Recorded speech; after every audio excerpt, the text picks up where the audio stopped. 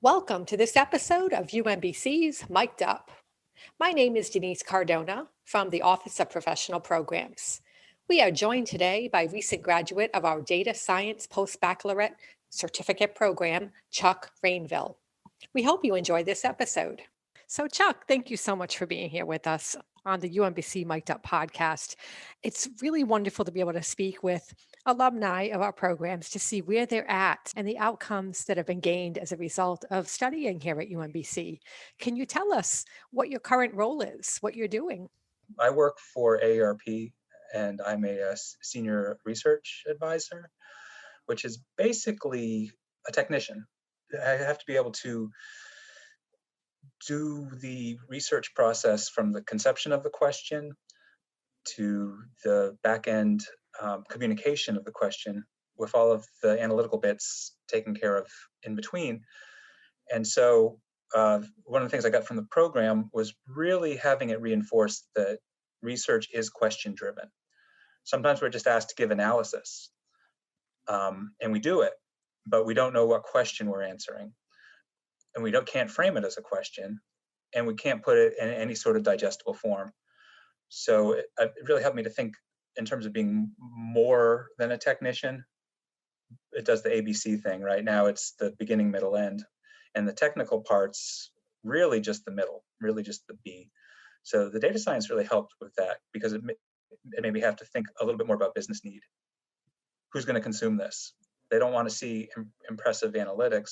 They know that the analytics are impressive and that they're there, but they want to see it distilled into something that's like, I get it. Like, and that's really what I got. How to give people insights that kind of hit them between the eyes. We talked a little bit before this in email that I'm also a non-traditional student of UMBC, of the Learning and Performance Technology graduate program.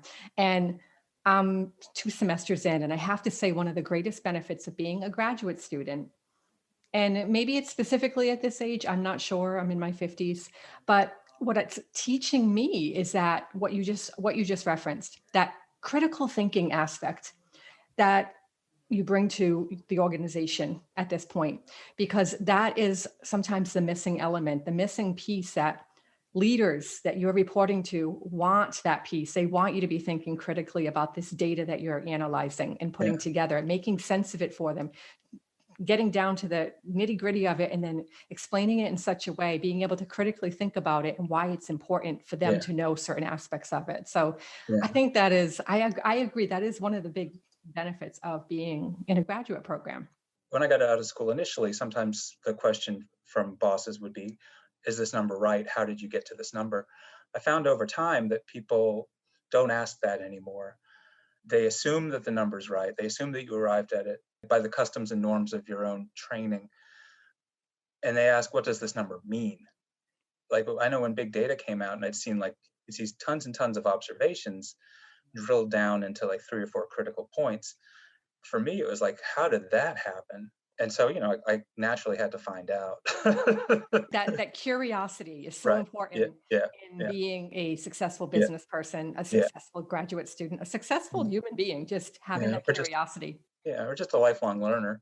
Like I can't stand not to know things. We consume, like we sometimes purchase, analytical products, and it's a liability to not understand exactly what it is you're getting. It's an information asymmetry. Like if the vendor is able to say, "Oh, this will tell you exactly what you need to know," but you don't know exactly what question you're asking and stuff. So I just kind of had to be a wise consumer of analysis. I had to update what was out there in the market. My main training was probably about 20 years ago. I wrapped up my PhD then, and it was all the stuff that was available 20 years ago when the internet, when there just wasn't the availability of that much. You couldn't get the volume of data, and you couldn't get it streaming. You couldn't get streaming data at all. There was no streaming sources.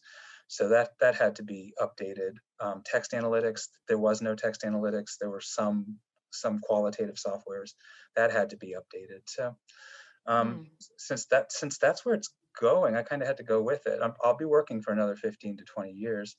So I'm not trying to work without those skills.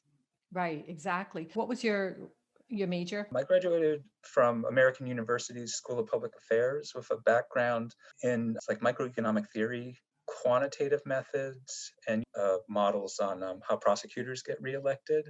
So it was splitting the difference between criminal justice and like microeconomic theory and governance. But all I really wanted out of it was to figure out how to zip around in statistical software. And back then there was just it wasn't a handful of things. It was still the same test. Some of these applications are from the 30s, but it was all data sets that I work with were flat files. There's no streaming data sets. There was the capability of text was really limited. They were all laid out, not a lot of longitudinal data sets. They were kind of laid out like SQL tables, but they didn't go anywhere. You couldn't put links in it. You couldn't do certain things. The idea of a flat file, I still work with flat files, but there's so much more now, Yeah. Now, here at UMBC, what did you study? At UMBC, I studied the post-baccalaureate data science program. So there's a four-course sequence and an 8-course sequence. My big regret is my work wouldn't let me get away from my desk long enough to do the 8-course sequence. I felt very welcomed in the program. Everybody had different backgrounds. For the most part, some were software development, some were things that are just alien to me, but it's terrific. I mean, everybody's very conscientious about learning the methods. It toggled between enough theory to ground everything, enough code to kind of become mechanically excellent, and then enough like, okay, let's unpack this. What do we have here? Like, what does this tell us? Again, that sort of ABC thing was terrific. Exactly what I needed. You fall into these ruts where you just do your methods. You don't ask any questions. You're just like, well, sounds like the boss needs me to do this. Well, what's their question? It's like, I'm too embarrassed to ask. The program was very good about that. It's like, you can't just start hitting the buttons. It set you up with the peer engagement.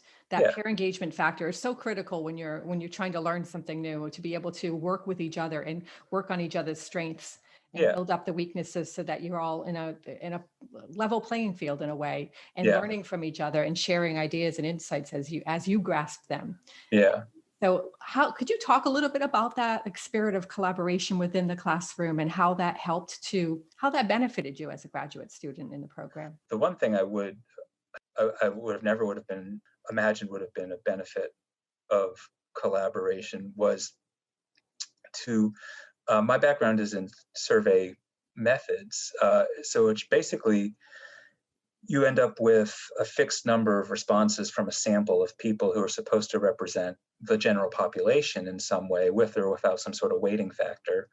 But for the most part, public opinion measures of like self-reported health, all of those type of things, that was my world. And I thought that was the world. Hearing what other people were trying to do, hearing what other people measured on a day-to-day basis, there was no way I was going to come across that again. Like, if I was going to take classes in just statistical methods, it would all be those type of files that I was already used to. So I kind of stumbled upon a whole bunch of alternative sources of data, ideas about, well, what's worth measuring, what has a business use, and kind of realizing that I need to peek over the fence a little bit at my own organization, figure out, oh, there's a group over there that all they read is the content of like scraped websites. Well, I've heard a little bit about that, so I peek over the fence. They let me in because I have a background now, right? It's not like I'm just an interloper who does survey research. So now that I can speak their language, there's these collaborations that are happening in my workplace because of these collaborations that happened in the program.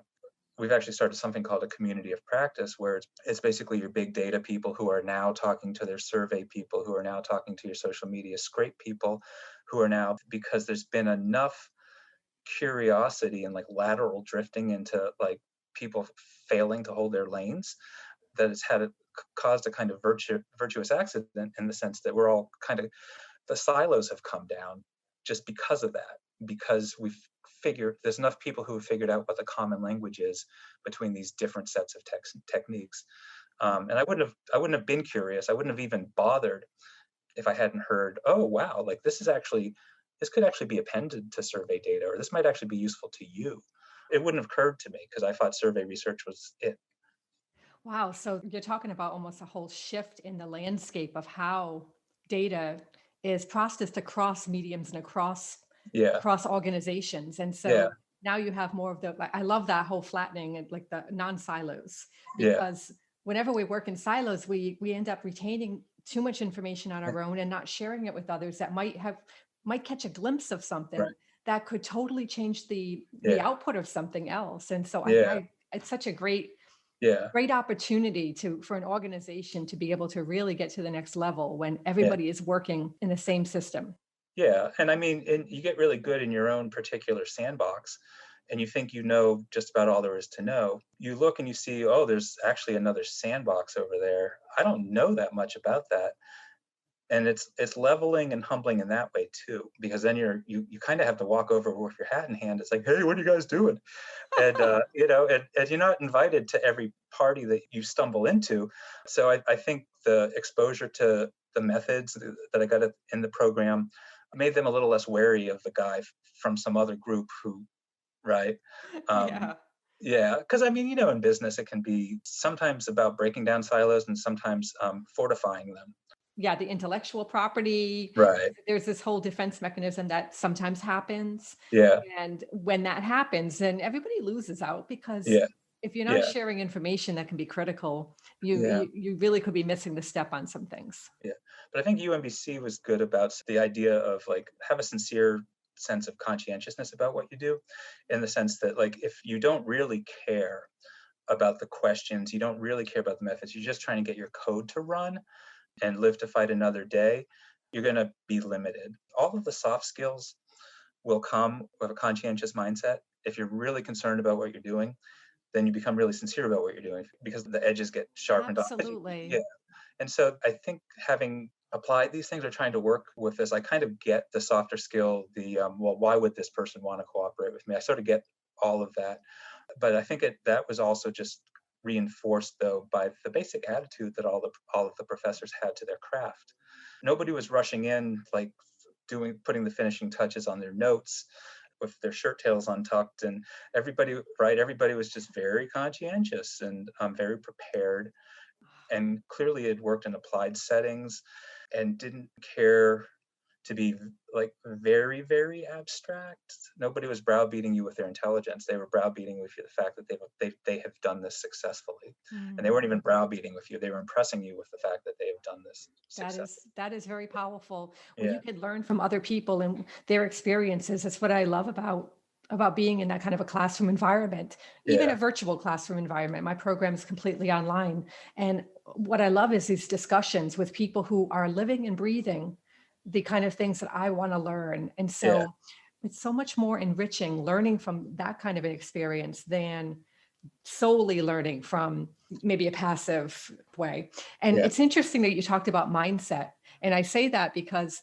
a colleague of mine and I were just having a conversation, and we're in marketing, so we try to market our programs. One of the questions that we had for each other yesterday in our discussion was, what are the typical mindsets of students within a particular program? And it's so fascinating to me that you just talked about mindset, because Yeah. that is such a crucial factor in even selecting a program, like understanding what your own mindset is, Yeah. and even asking those questions to the program director Yeah. before you even enroll. Like, what is the typical mindset of the faculty, of the Yeah. program in general, of the environment at UMBC, of Yeah. of the students that I'm going to be collaborating with, Yeah. because there is a general mindset. Yeah. And I love that you just pinpointed the Yeah. conscientious mindset is very powerful. And when you Right. are putting all that effort in to Yeah. learn something, you want to be surrounded by conscientious people. Right, right. And one of the things is, I think all but one of my courses had a "we're all in this boat together" project, and everybody sorts themselves into their natural abilities and stuff like that. Normally, those type of projects are a source of trembling and trepidation, Right. recrimination, and rage. But the students there, no matter what their age or what their background was, had it pretty much modeled to them that the norms and customs of the program were to pretty much try your hardest, pull your own weight, admit when you can't do something, get help with it, and effectively we put you into a team project situation so that you can work like a team, because you're going to be doing that the rest of your life, whether you want to or not. And and nobody was in there saying, "Hey, can we maybe make this whole thing a little more theoretical?"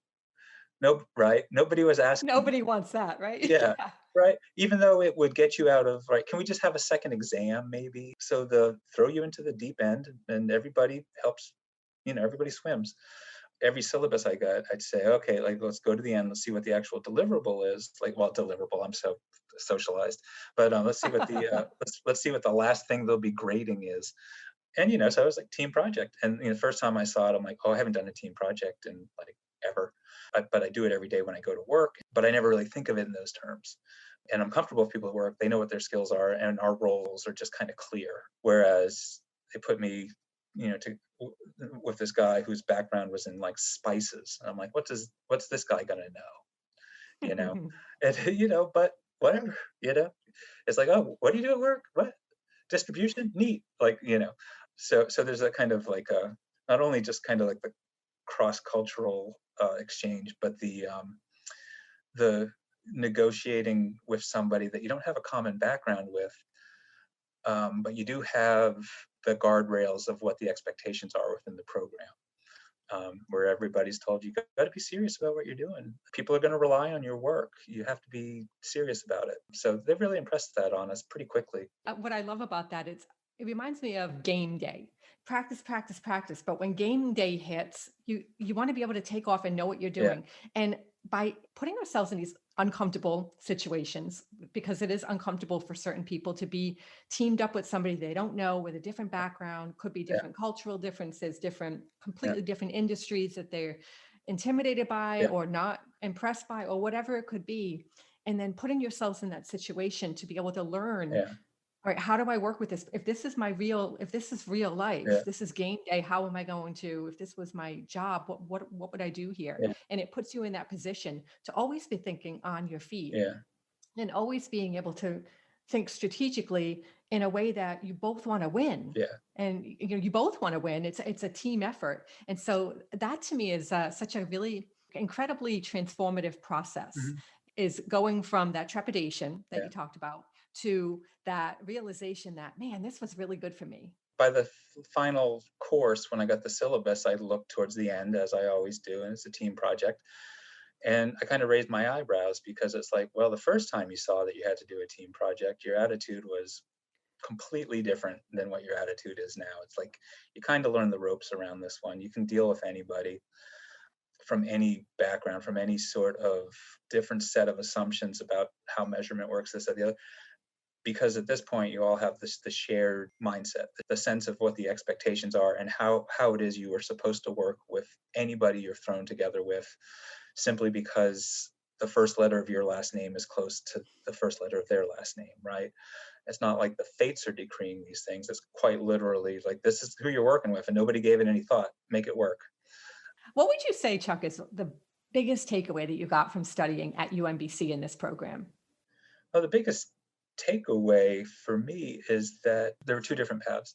A handful of us were there to improve their on the job skills and to become better assets to their institutions. So the biggest takeaway for me, as somebody who desired to be more informed about what I do on a day-to-day basis, was that it's not intimidating to learn new things, to learn new technical things. That can be done if you have a sense of how to go about it, what attitude you take towards it. Getting code that doesn't run can be frustrated. Being unable to put together, to design measurement in a way that answers a question can be frustrating. The program teaches you that to be frustrated is a good thing, because you are right at the threshold of making a discovery if you're feeling that. And I felt it a million times. Every homework was exercise in frustration. And then you make the leap and you add that to your toolkit. Whatever you just figured out, you now understand it. And you understand it because you felt it. Frustration is like not there anymore.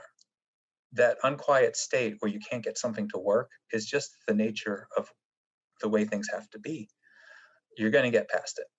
You get past it every time. It's just a matter of sincere intent to stick with it and get past it. So I'm used to it. I just kind of like every time I'm flummoxed or feel like I can't get to something or can't get past it, I'm like, getting close. It's like, just I'm on the, I don't know anything about golf, but I'm on that middle part and soon I'll be on the green and, that type of thing. Getting closer. Now, I think the biggest thing that people who are looking for work and not just to understand their role and what they do, it may be a different set of benefits that they get. Well, first of all, this is going to be the foundation of all of their skills, right? It's going to be added to the foundation of their skills. It's not augmenting an initial set of skills. To get a layout of the employment landscape or what things are valued, they probably listened more closely to that than I did, because I wasn't looking for a different pasture or anything like that. I was looking for something else. And the applied focus was a benefit to both types of persons. For the person who's looking to get their foot in the door, have a set of skills to get an initial position or sort of entry-level position or mid-level position, yes, they'll have a portfolio. They'll show what they can do. They'll be hot shots. But somebody, someone a little longer in the tooth like me, if I try to be a hot shot, they'll just like, right, that would be bad, right? Because it'd just be like not impressive. You're like, oh, Chuck. Yeah. What have you been, what have you gotten into? For me, they want to see theme and variation. I was running out of variations at a certain point, right? I knew what I knew and kind of hit a impasse in terms of, well, I'm going to need to do something unexpected. Let me make a big move and see what comes of it. You got to play to win. And I think I won in terms of what I wanted to get out of it. The fact that I am applying it. I'm trying to pull one of my colleagues who went through the program or still going through the program, trying to pull them over into it. So, we can talk that type of shop more, use it or lose it. I think the institution that I work for benefits now because of the connections that would not have otherwise been made. We have programs that are opening up into different areas. We're going to do more text and analysis now. It wasn't like a one-person reboot, but I certainly kept up, or if I didn't catalyze where things were going, I certainly kept up with where things were going. I have suspect I might have catalyzed some of it, but they'll never tell you. They don't want you to think you're good. No. Well, most people suffer the delusion that they're good, right? And so, oh yeah, I know how to do that. Mm-hmm. For real? Yeah. Yeah.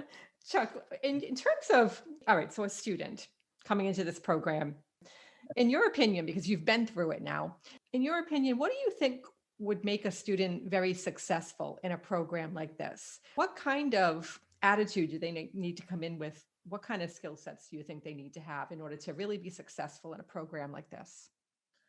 I would say it requires the baseline of some technical background to begin with. So the one thing that I think I benefited from, and I would hope some of the other students that had some background in the understanding statistics initially, and not necessarily social science statistics, but like, business or econometrics, any of that, to walk in the door and to know what a mean and a standard deviation is and, what linear regression is, would be exceedingly helpful, because a lot of the algorithms, a lot of the estimation and a lot of the predictive analytics methods, there were a lot of them. So the fundamentals of statistics, you weren't going to get a whole set of lectures about, violation of assumptions and, how to draw a line through a least squares scatter and all the stuff, all the stuff you do in like a research conduct course or something like that. So having that under their belt, which I imagine most people would have getting into this program, a sense of the imperatives of businesses helps. There's different types of sectors, right? What's expected in a place that's doing, research and development? What's engineering? What's expected? What are the norms of, where the businesses?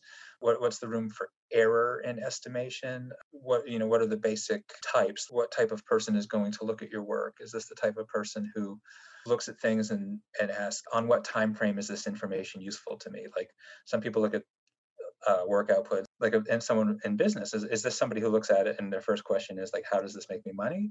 Or is this somebody who looks at some things like, how does this work in the mid-range? Or is this somebody who looks at this and is like, yeah, I see the beauty of this idea, it's going to take some time. So to understand what the imperatives are, if you're looking for your first job, to understand the types of institutional imperatives that there are, like in government, there's different sets of institutional imperatives than there are in nonprofit where I am, versus how do I make money with this now approach, like for startups. And so these people are going to all different types of places, like social science research, econometrics. I'm always kind of leaning to the idea of like, maybe a business background would help.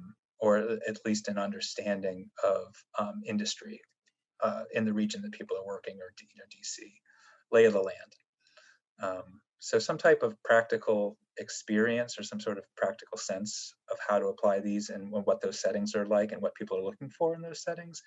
And definitely a little bit of a background in statistics, at least matrix algebra and some of the basic statistical tests. Yeah, that's helpful, because Yeah. I think a lot of times students, they can read the website, they can see what's required, but to hear it from somebody who's actually lived and breathed the program, to me, that just is more social proof that, Yeah. okay, this is really what I need to focus on. I probably Yeah. should brush up on these skills, or, oh, I'm set for it now. Okay, great. Yeah. This is the perfect time to enroll. Yeah. One question I wanted to ask you, what did you want to get out of this program, and did you get it? What I wanted to get out of this program initially was to be able to zip around in Python and to leap over from the statistical software I was using to Python and to use all of those packages. I then realized that was not it. I didn't really know that in and of itself was not a useful goal. So the question is, whatever you're using, whether it's Python or whether it's R, whatever language you're looking at, it's the appropriate language for the question you're trying to answer will determine what package, what language, what environment you're working in. So I really had this literal like, well, I can do what I always do, but I can do it in a new language. That's not really an improvement. That's just like doing what you're always doing. I figured out quickly that it would be good if I didn't get what I wanted from the program, because the way I initially conceived of it was all wrong. So I ended up working in all types of different environments. I'm like, well, I wanted to learn Python, but here I am zipping around in a language called Scala.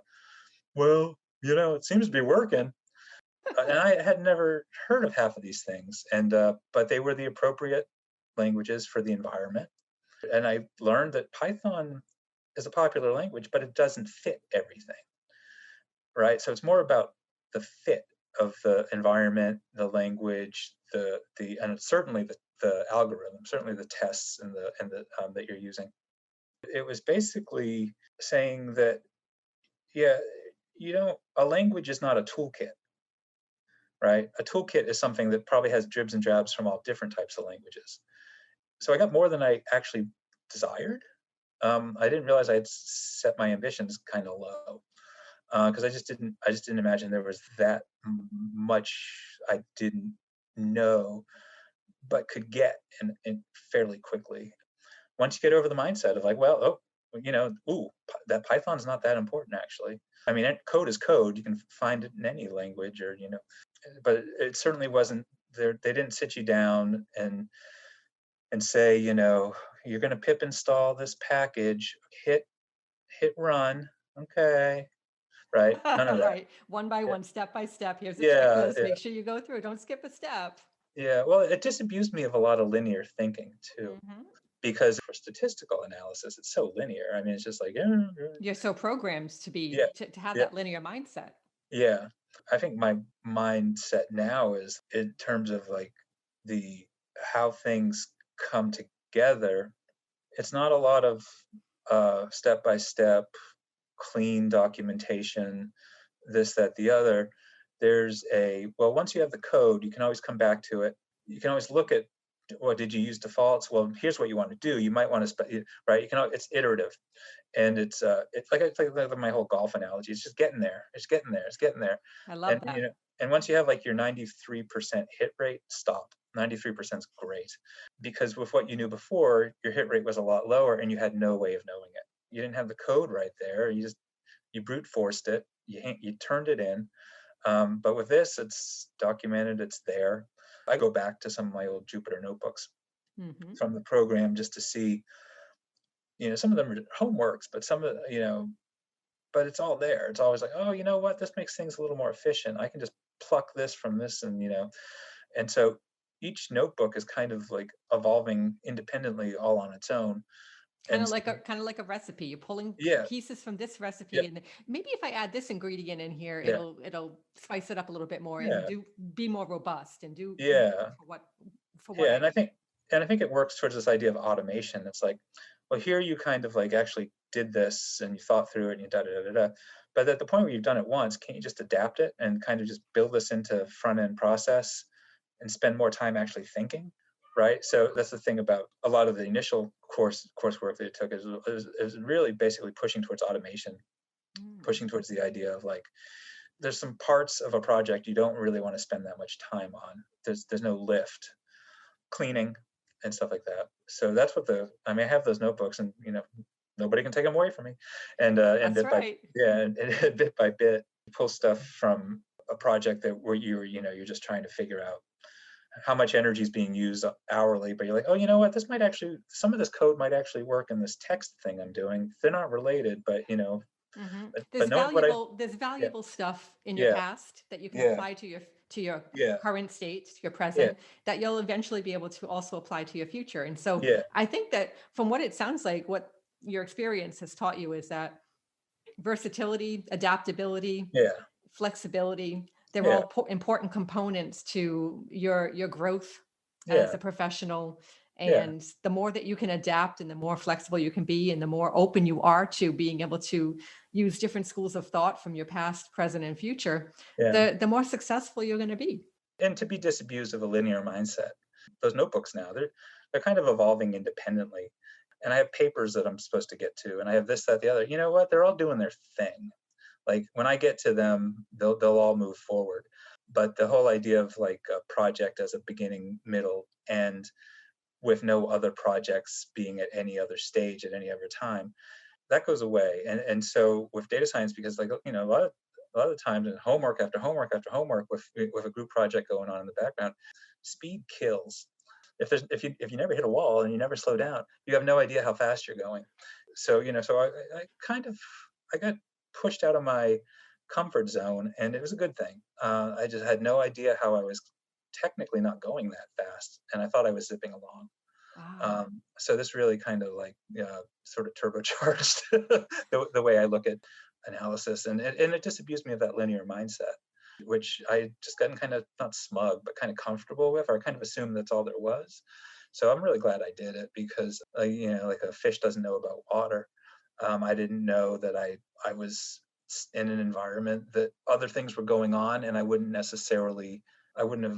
figured it out. And if I hadn't figured it out, I probably would have felt exposed or insecure over time, or if it's not like this fear of obsolescence, but just the idea that the extent to which be a whole class of people doing what I'm trained to do, and they'll continue to do that for the most part. I think I wanted to be, in that class, but also have things that I can kind of layer on top of it. See that as kind of a strong fundamental foundation for it, but be able to do some kind of fancy stuff on top of it. Razzmatazz. Razzmatazz. That's Razzmatazz. a beautiful. That's a great word to close out our conversation for this particular interview. This really has been a really wonderful interview, and I've really enjoyed the conversation because I've learned a little bit more about data science. And I love the idea that you brought out in the linear mindset and how it can be limiting if you Yeah. just go that whole route the whole time. So Yeah. thank you for opening Yeah. my eyes with that, because it's really important. And I will be very aware of that as I, even myself, when I go through certain projects that I'm doing with work and with school and with Yeah. life, I tend to be very linear in some respects. And I think we can get more creative juice out of ourselves when we Yeah. learn to not be so linear. So Yeah. thank you for bringing attention to that. And Yeah. thank you for sharing your experiences that you Yeah. had at UMBC Yeah. and for your experience within the data science program. Sure. I'm really happy that you got what you wanted out of Yeah. it in the Oh, end. yeah. And it sounds like you did. So Yeah. really Yeah. happy for you for Yeah. that. Okay. All right. All Great. right. Well, thank you so Okay. much, Chuck, for your time. This has been really great. I really appreciate it. Thank you for taking time to listen to this episode of UMBC's Mic'd Up. We hope you enjoyed it. If you'd like to learn more about UMBC's graduate programs in data science, please visit us at datascience.umbc.edu.